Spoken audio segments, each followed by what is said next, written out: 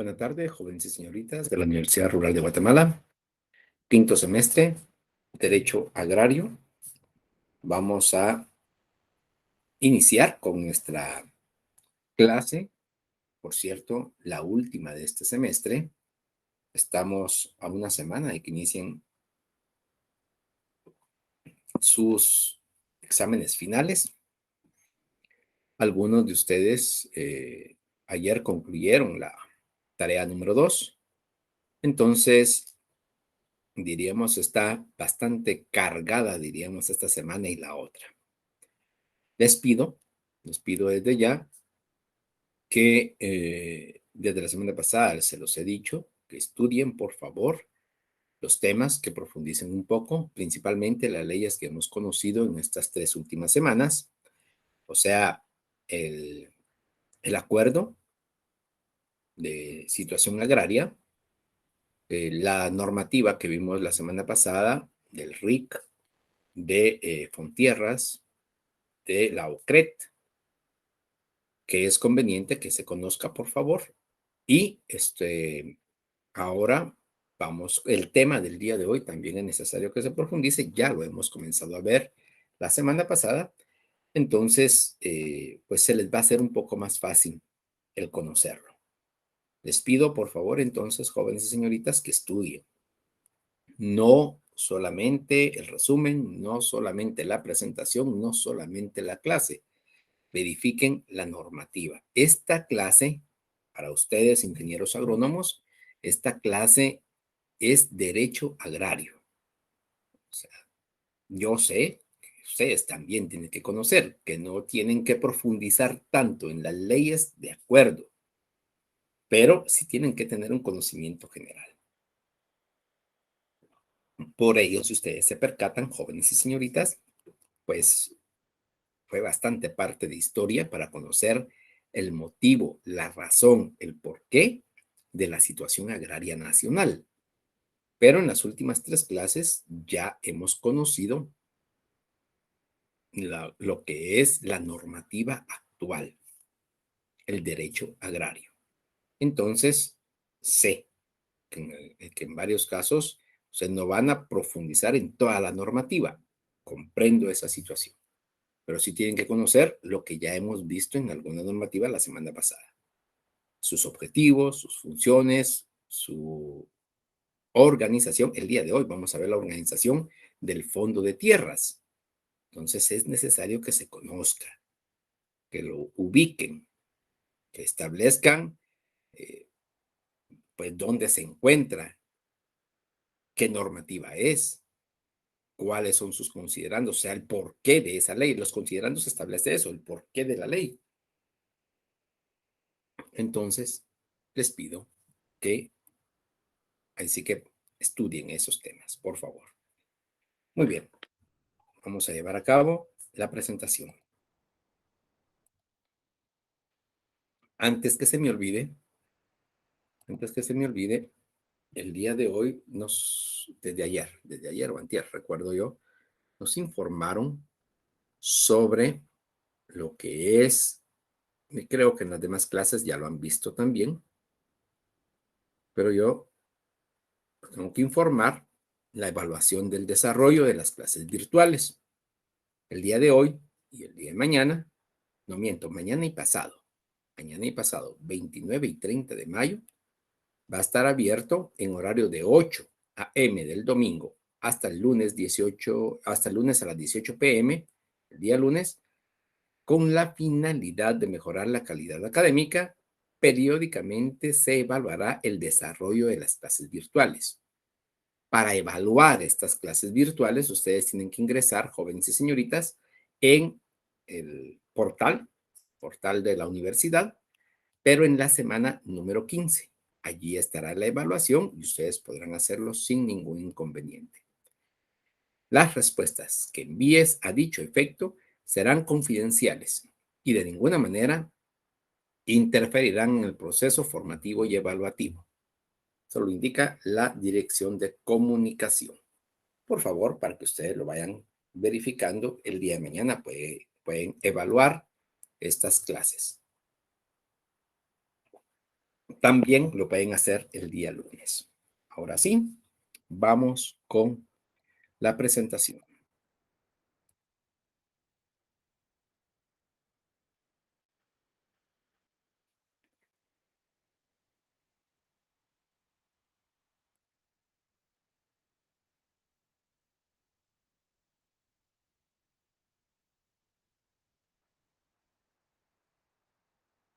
Muy bien.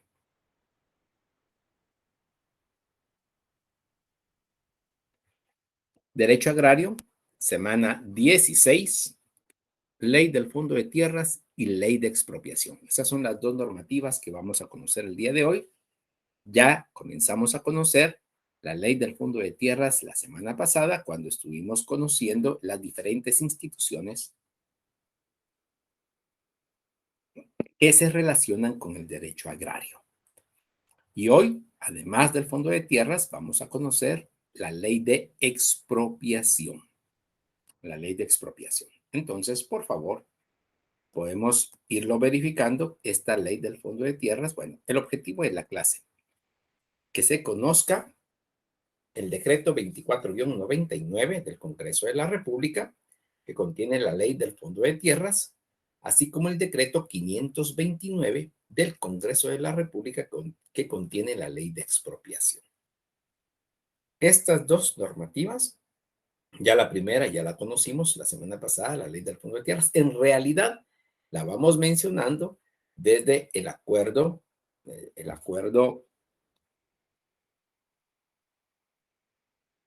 sobre aspectos socioeconómicos y situación agraria de los acuerdos de paz. Desde ese momento hemos conocido este fondo de tierras, o actualmente FONTIERRAS, que está establecido en el decreto 24-99. Además de ello, vamos a conocer someramente, o sea, muy superficialmente, lo que es el decreto 529 del Congreso de la República, que contiene la ley de expropiación, que se encuentra vigente a la presente fecha. Entonces, por favor, para que sepamos, diríamos así, de qué estamos hablando, pues tenemos que conocer este fondo de tierras. Ya hemos escuchado el resumen, ya les he indicado y vuelvo a reiterar que la presentación, la que yo realizo en mis clases, tiene todo el contenido del resumen, pero yo lo modifico no solamente de acuerdo a la plantilla que tenemos establecida en la Universidad Rural de Guatemala, que son las 10 diapositivas, y establezco el contenido del resumen completo, para que no perdamos nada, pero sí lo modifico para la presentación. O sea, lo modifico para la presentación. ¿Qué quiere decir con esto? Que puedes tener otra presentación, pero el mismo contenido del resumen. Entonces, por favor, para que no pensemos, es que no es la misma. No, no es la misma diapositiva, pero sí el mismo contenido. Para los que no sé si está lloviendo en toda Guatemala, por lo menos aquí está lloviendo. Si en algún momento determinado, por alguna razón, se va la luz, volvemos a iniciar y continuamos con la clase, por cualquier situación que pueda suceder. Muy bien. La ley del Fondo de Tierras, decreto 24-99, ya lo hemos conocido, lo conocimos la semana pasada. Entonces vamos a entrar de lleno, diríamos así, a lo que corresponde esta normativa. Verificamos que su base legal inicia desde la Constitución con el con el artículo 119 de la Constitución Política de la República de Guatemala, que establece que es obligación del Estado promover el desarrollo económico de la nación, estimulando las actividades agrícolas y pecuarias, así como velar por el mejoramiento del nivel de vida de todos los habitantes del país. Inicia con un, diríamos así, con una base legal, constitucional, como diríamos así, todas las normativas emitidas en Guatemala tienen que tener una base constitucional y además de esa base constitucional, lo que establece aquí en la diapositiva, que es el objeto de la ley, dar cumplimiento a los enunciados y principios y sentido práctico de los acuerdos A, de identidad de los pueblos indígenas y B, aspectos socioeconómicos y situación agraria, a través de la creación de una entidad específica que permita mejorar el nivel de vida del sector campesino e indígena a través del acceso a la tierra. Jóvenes y señoritas, ese es el objeto de la ley. Ese es el porqué, el motivo, la razón. Lo que sí es necesario, y eso lo han dicho muchos estudiosos, muchos doctrinarios, muchos grandes profesionales en Guatemala, y se los puedo asegurar también. Ya tengo la suficiente experiencia, diríamos así, como para poder eh, confirmar lo que decían estos juristas en Guatemala. En Guatemala no tenemos, diríamos así, una legislación vana o una poca legislación. No, Guatemala tiene una de las mejores legislaciones de Latinoamérica. No podemos decir todo está normado porque eso sería mentira. No, pero la normativa realizada en Guatemala muchas veces es muy correcta, muy buena, muy bien establecida.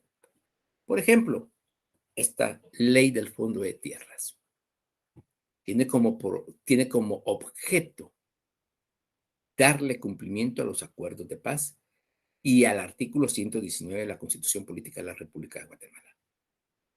Creo que su objeto es real, verídico y pues legítimo.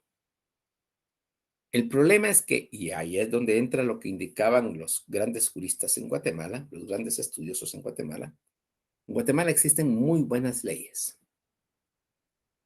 El problema es ponerlas en práctica.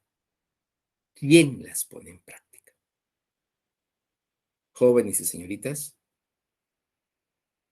desde la época de la Revolución de 1944, el derecho agrario en Guatemala flota en el aire, pero no aterriza, diríamos así, no aterriza en la tierra. Imagínense, a través de la creación de una entidad específica que permita mejorar el nivel de vida del sector campesino indígena, de los pueblos originarios,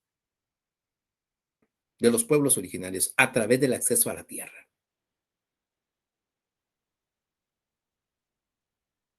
Inclusive, existía una Secretaría de Asuntos Agrarios. Existía.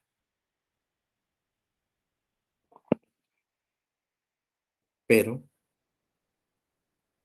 el llevar a la práctica este cumplimiento de mejorar el nivel de vida del sector campesino indígena a través del acceso a la tierra, eso es lo más complicado. Desde 1999, o sea, hace 23 años, y en realidad hace más de 50 años, hace más de 200 años, propongámoslo, desde el momento de la independencia,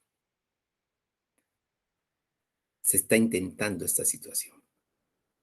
Pero la gente poderosa en Guatemala, no podemos negarlo, jóvenes y señoritas, la gente poderosa en Guatemala, los latifundistas, los concesionistas, o sea, los que tienen concesiones en Guatemala, los hacendados, los cafetaleros, los aguacateros ahora, los cardamomeros, o sea, personas que no son muchas, las personas que tienen grandes cantidades de tierra en Guatemala, no permiten mejorar el nivel de vida del sector campesino indígena. Está establecido, pero su mecanismo de acción lamentablemente, no lo establece o no se lleva a cabo conforme lo establece la ley. Este es el inconveniente. El artículo 1 ya lo habíamos leído la semana pasada, no voy a entrar otra vez a verificarlo, porque vamos a seguir conociendo. El órgano encargado del cumplimiento, la institución encargada es el Fondo de Tierras o Fontierras, que es una entidad descentralizada del Estado, con autonomía funcional, personalidad jurídica, porque eso es,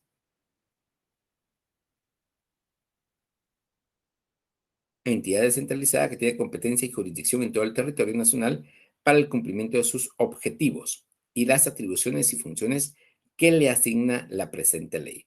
Gozará de autonomía funcional con personalidad jurídica. Personalidad jurídica. Patrimonio y recursos propios. Patrimonio y recursos propios.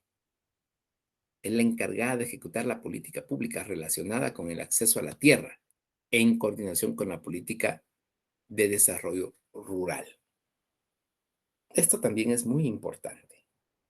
¿Por qué razón? Porque Fontierras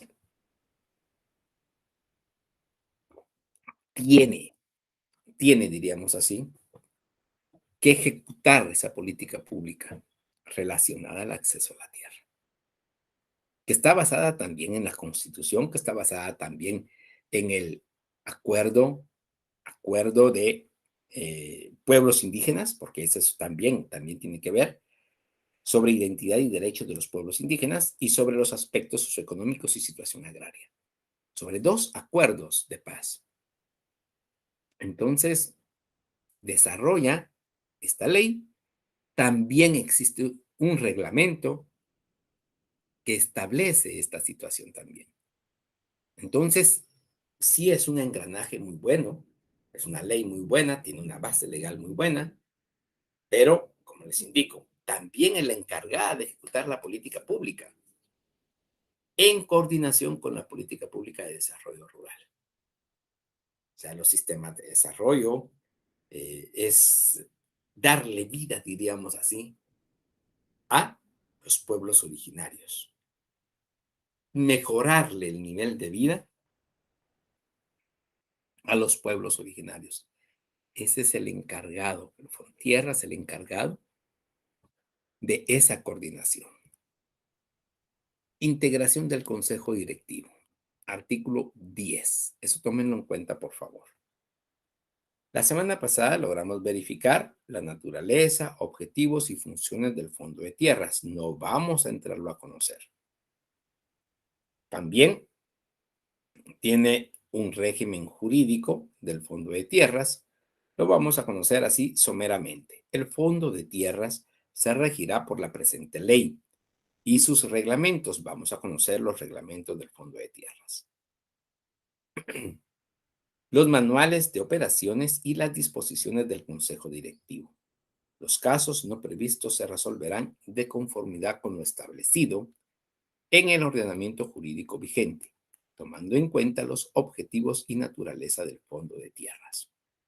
Entonces, esto es el régimen jurídico que nos interesa a nosotros, ustedes, abogados y notarios, ustedes, ingenieros agrónomos. Tiene recursos financieros propios, bienes inmuebles y otros recursos disponibles. Y tenemos que conocer su estructura organizativa. Previo a conocer, la integración del Consejo Directivo, que es muy importante porque se sabe entonces cómo está coordinado el Fondo de Tierras. También la estructura organizativa que está establecida en el artículo 9 de esta ley 24-99, ley de Fontierras, ley del Fondo de Tierras, ley de Fontierras. Órganos superiores, artículo 9. Los órganos superiores del Fondo de Tierras en su orden son, o sea, jerarquía, consejo directivo, gerencia general y subgerencias. Esa es la jerarquía del Fondo de Tierras. Fontierras contará además con un cuerpo de asesores permanentes y con las unidades administrativas y técnicas necesarias para el cumplimiento de los objetivos y funciones establecidas en la presente ley. El Consejo Directivo, a propuesta de la Gerencia General, establecerá dichas unidades y aprobará el reglamento de sus funciones. ¿Cuál es el Consejo Directivo? Pues la integración del Consejo Directivo. El Consejo Directivo de Fontierra se integra con los siguientes directores, titulares y sus respectivos suplentes. O sea, de cada institución hay un director titular y hay un director suplente. Por ejemplo, del Ministerio de Cultura, Ganadería y Alimentación. Y su suplente, que será uno de los viceministros, el ministro o su suplente presidirá el consejo. O sea, Fontierras es presidido por el ministro de Agricultura, Ganadería y Alimentación o su viceministro. ¿Pueden ellos nombrar a un director? No. La ley claramente establece, y eso sí es algo muy importante para todos. Por favor, jóvenes, si la ley establece quiénes son, en este caso, los que integran el consejo directivo, no puede variar esa ley. Hasta que modifiquen esta ley, o sea, el decreto 24-99, entonces se puede modificar el consejo directivo. De lo contrario, no. No es factible. O sea, está integrado en estos momentos por el ministro de Agricultura, Ganadería y Alimentación, o su viceministro, por un director titular y suplente nombrados por el Ministerio de Finanzas Públicas, que deberá tener rango de viceministro o director, o sea, viceministro o director. Un director titular y su suplente designados por el Consejo Nacional de Desarrollo Agropecuario, CONADEA. O sea, estamos hablando, imagínense, dos ministerios, un Consejo Nacional de Desarrollo Agropecuario, y aquí viene, diríamos así, la contraparte del Estado. La contraparte del Estado. ¿Quiénes son esa contraparte? El titular y su suplente, nombrados por la Cámara del Agro de Guatemala.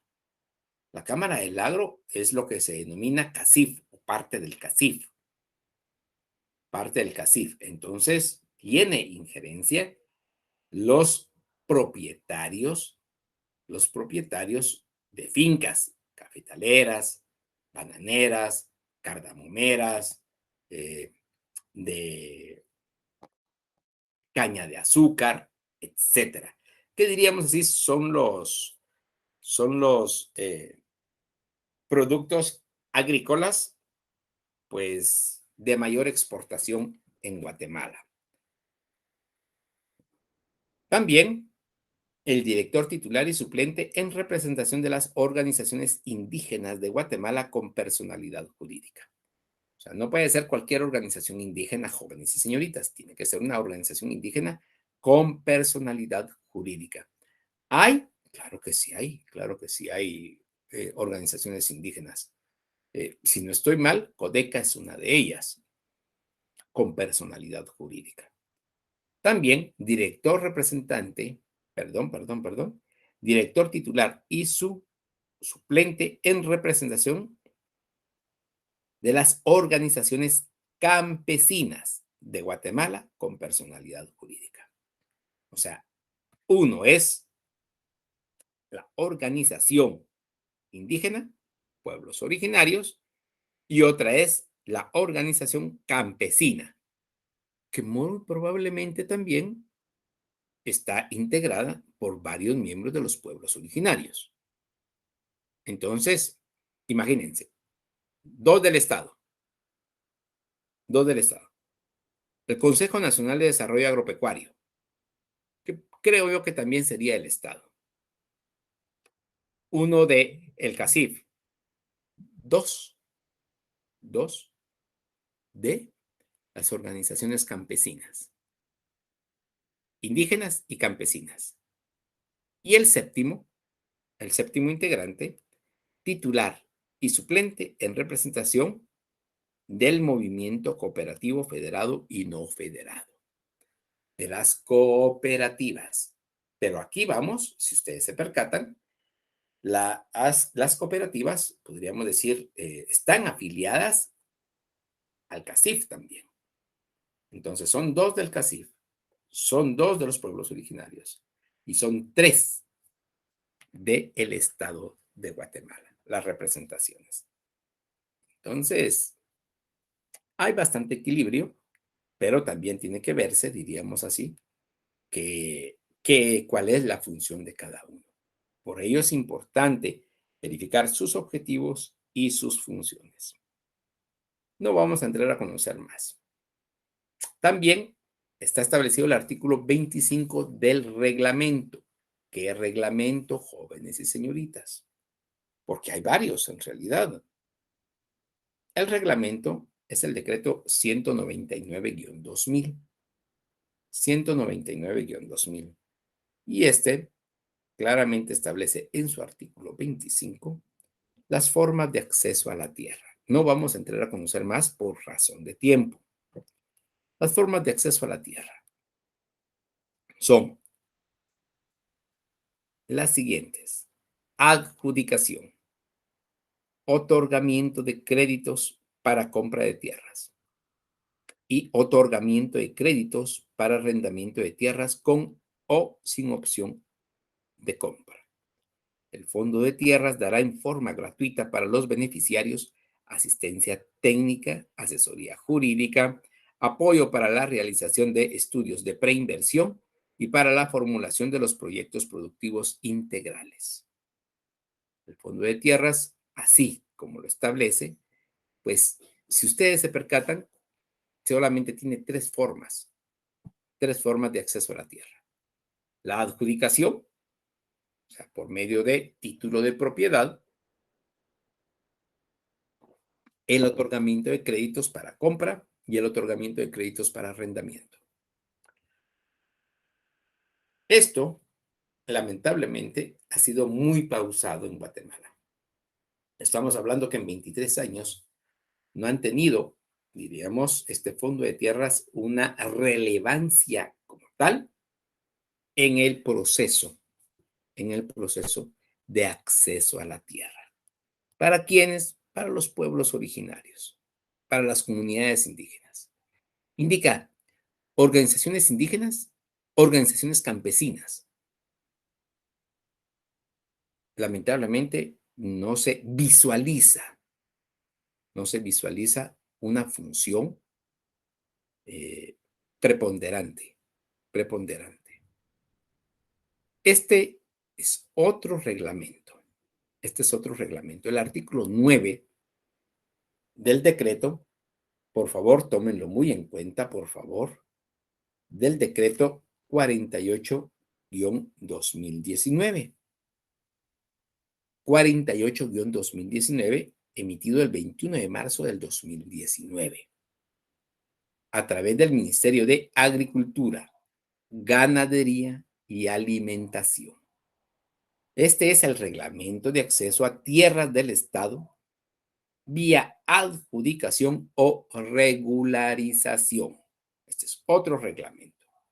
Y este está basado en el Acuerdo Gubernativo 386-2001, de fecha 21 de septiembre del 2001, que emitió el Reglamento de Regularización de Tenencia de Tierras entregadas por el Estado, con el objeto de definir los procedimientos generales y específicos del proceso de regularización que utiliza el Fondo de Tierras, para dar cumplimiento a lo establecido en el decreto 24-99 del Congreso de la República, Ley del Fondo de Tierras.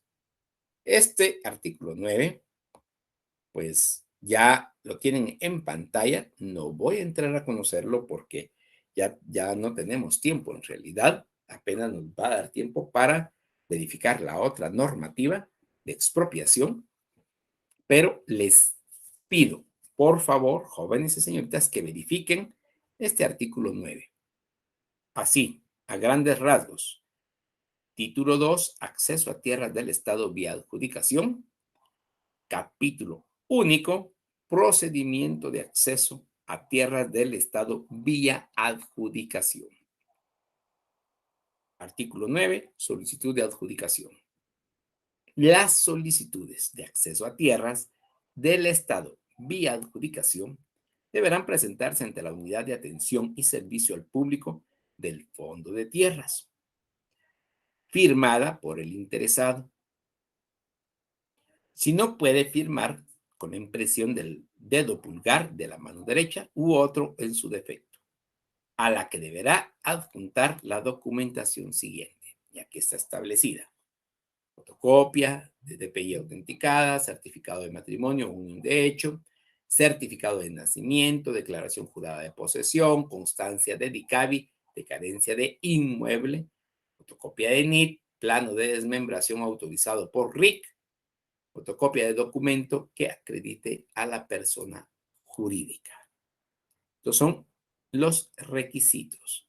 Los requisitos. También, diríamos así, está establecido en los subsiguientes artículos, si ustedes se percatan. Artículo 10, examen de solicitud. Artículo 11, gestión de la solicitud de adjudicación. Artículo 12, antecedentes. Artículo 13, estudios técnicos. Estudios técnicos. Artículo 14, verificación de estudios técnicos. Artículo 15, dictamen técnico. Artículo 16, dictamen jurídico. Artículo 17, traslado. Traslado de expediente. Artículo 18, resolución. Artículo 19, notificación. Artículo 20, formas de pago. Artículo 21, escrituración y registro. Artículo 22, entrega del testimonio en la escritura pública. Artículo 23, prohibición de transferencia de derechos. Y para concluir, este reglamento, solicitantes no elegibles. Ojo con esto, por favor. Para concluir, no podrán ser elegibles como beneficiarios de acceso a tierras del Estado vía adjudicación aquellas personas que hayan sido sujetos de adjudicación de tierras para la producción agropecuaria, forestal e hidrológica por parte del Estado hasta la promulgación de la ley del Fondo de Tierras, salvo aquellos campesinos que por causa de fuerza mayor no imputable a los mismos no estén en posesión de las parcelas adjudicadas. Un mismo beneficiario podrá ser sujeto de una segunda adjudicación toda vez la primera no supere un área de 10,000 metros cuadrados, es decir, que su condición de insuficiencia de tierra no haya sido satisfecha. B. Quienes hayan sido beneficiados con un crédito para compra de tierras en aplicación de la ley del Fondo de Tierras. Esto, por favor, señores, jóvenes y señoritas, para su conocimiento general. Necesito que lo estudien, por favor. Ahora, en los últimos minutos que nos quedan de nuestra clase y del, del, del semestre, conoceremos lo que es la ley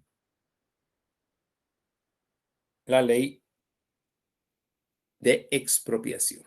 Pero esta ley de expropiación tiene una particularidad, jóvenes y señoritas. La ley de explotación es el decreto 529 emitido el 24 de julio de 1948. ¿Todavía está vigente? Sí, jóvenes y señoritas, todavía está vigente.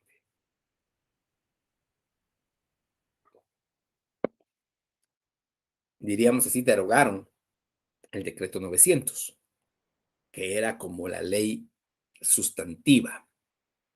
Esta era la ley adjetiva. El objeto de esta ley, que es la expropiación, está regulada, si ustedes se percatan, ya lo hemos mencionado también, en el artículo 40, pero de la Constitución Política de la República de Guatemala. Artículo 40 de la Constitución Política de la República de Guatemala, que regula el proceso de expropiación por utilidad o necesidad pública o interés nacional, o interés social, perdón, entendiéndose todo lo que tienda a satisfacer una necesidad colectiva. Dicha facultad de declarar la utilidad o necesidad o interés social corresponde al Congreso de la República. Esto está establecido en el artículo 2 de este decreto número 529, que establece la declaración de utilidad y necesidad pública o interés social corresponde al Congreso de la República. Entonces, así, diríamos, como existe una normativa constitucional, artículo 40, también hay una ley ahora sustantiva, aunque es bastante práctica, por eso tendría que ser adjetiva. La sustantiva tendría que ser el decreto 24-99 y la adjetiva esta. Pero ahí se recuerdan que en este momento, diríamos así, no existe una ley sustantiva de expropiación. Era el decreto 900 en su momento. El Fondo de Tierras, que es el 24-99, no tiene nada que ver con la expropiación. Nada que ver. Entonces no existe una laguna ahí en medio. Está la ley constitucional y está la ley adjetiva. Pero aquí en medio está vacío. No existe una ley sustantiva que regule o que le dé vida a este proceso de expropiación. Este proceso de expropiación. ¿Es un proceso de expropiación? Sí, claro. Imagínense, el artículo 1 de esta ley establece, se entiende por utilidad o necesidad pública o interés social, para los efectos de esta ley, todo lo que tienda a satisfacer una necesidad colectiva, bien sea de orden material o espiritual. Imagínense qué amplitud de lo que es utilidad o necesidad pública o interés nacional. Donde está amarrado, diríamos así, es que la declaración de utilidad y necesidad pública o interés social corresponde al Congreso de la República. ¿Quiénes pueden instar la expropiación? El artículo 4 establece el Estado de Guatemala, las municipalidades, cuando la necesidad, utilidad o interés del municipio demandan la expropiación en las situaciones del inciso anterior.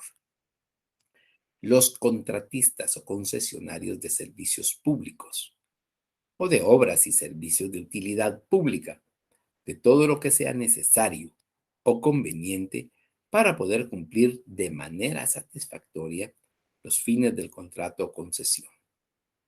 Las empresas o compañías particulares, cuando se encuentren legalmente autorizadas.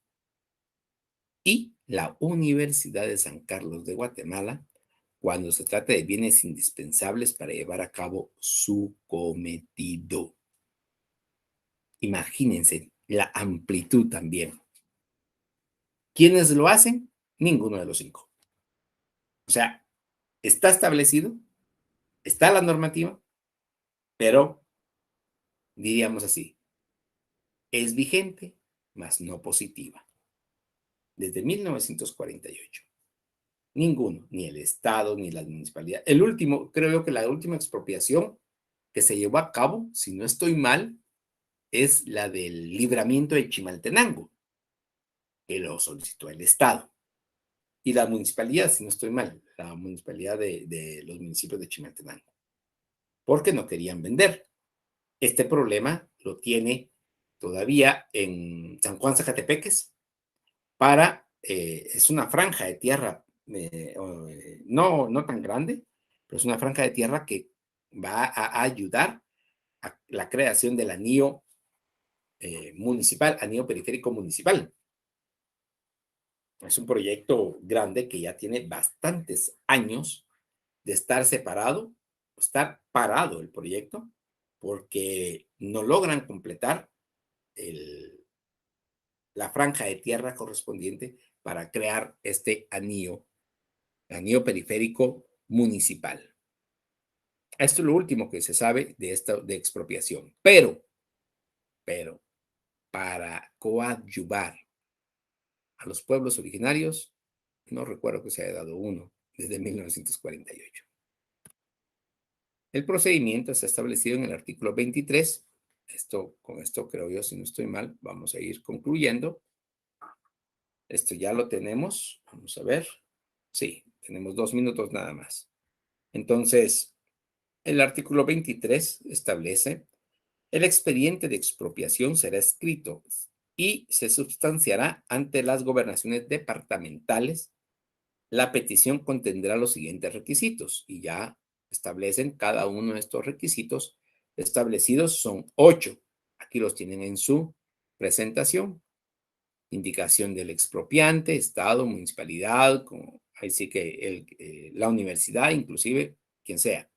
Nombre y apellido y domicilio del propietario, designación del bien con todos los datos posibles, certificación de catastro que consta el valor, indicación de la disposición legal de declaración de necesidad pública, esta y ahí se recuerdan que la otorga el Congreso de la República, expresión de la suma que ofrece el expropiante por indemnización, informe técnico del inmueble necesario para la obra. Entonces, jóvenes y señoritas, estos son los requisitos y los pasos para llevar a cabo la expropiación, o sea, para ejecutar la expropiación, están del artículo 24 al 29. De la solicitud se correrá traslado al propietario por el término de 7 días. Dentro del mismo término anterior, o sea, dentro de los 7 días, el propietario deberá evacuar el traslado. El escrito de contestación deberá contener los siguientes requisitos. Están establecidos los requisitos del propietario. Evacuado el traslado oponiéndose a la expropiación o transcurrido el término de 7 días sin evacuarlo, el expediente se abrirá a prueba por 20 días hábiles, dentro de cuyos 3 primeros días las partes deberán justificar sus pretensiones. El artículo 27, cuando la diligencia ofrecida sea de peritos, cada parte nombrará uno. El gobernador convocará a las partes a una audiencia en la que se propondrán los puntos sobre los cuales deberá versar el expertaje, así como la designación del tercero en caso de discordia.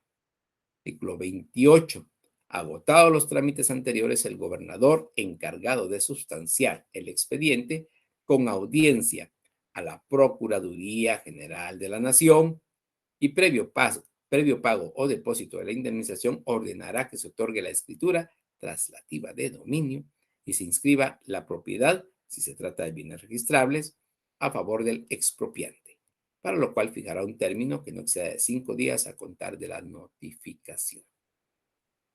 Jóvenes, señoritas, esto es el proceso de expropiación, o sea, está establecido el proceso, la ley adjetiva, mas no existe ley sustantiva.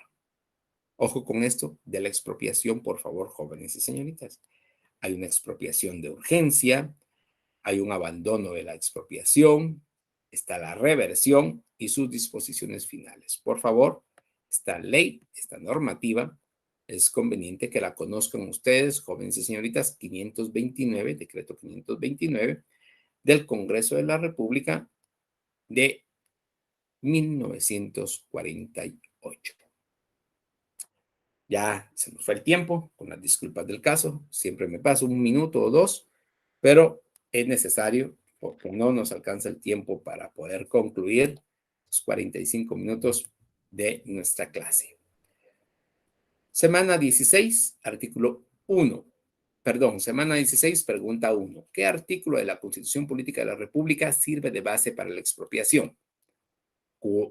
Semana 16, pregunta 2. ¿Cuál es el objeto de la ley del Fondo de Tierras? 3. ¿Qué entidad es la encargada del cumplimiento de la ley del Fondo de Tierras? 4. ¿Ante qué institución del Estado se tramita la expropiación de un bien inmueble? 5. ¿Qué plazo legal le da al propietario de un bien inmueble por parte de la gobernación departamental antes de abrir a prueba el proceso de expropiación? Agradezco mucho la atención prestada a este curso, jóvenes y señoritas. De veras, fue un gusto poder llevar esta clase. Fue un poquito accidentada al inicio por la misma situación de que el catedrático que estaba indicado ya no pudo continuar, pero espero, de veras, espero que les sirva de algo esta información, este cúmulo, cúmulo de conocimientos que pudimos compartir. Con las disculpas del caso, si en algún momento determinado no entendieron, diríamos así, el tema, muchas veces es un poco problemático, principalmente para los que no han estudiado derecho, porque el curso es derecho agrario. Entonces, no se tienen las mismas bases los estudiantes de la Facultad de Derecho que los estudiantes de la Facultad de Ingeniería. Entonces, no son las mismas bases. Entonces, con las disculpas del caso, si no me di a entender en alguna clase. Por hoy, les agradezco mucho la atención prestada. Espero que les vaya muy bien en sus exámenes finales. Estudien. Que el estudio no sea para ganar un examen, sino para su vida profesional. Muy buena tarde, jóvenes y señoritas.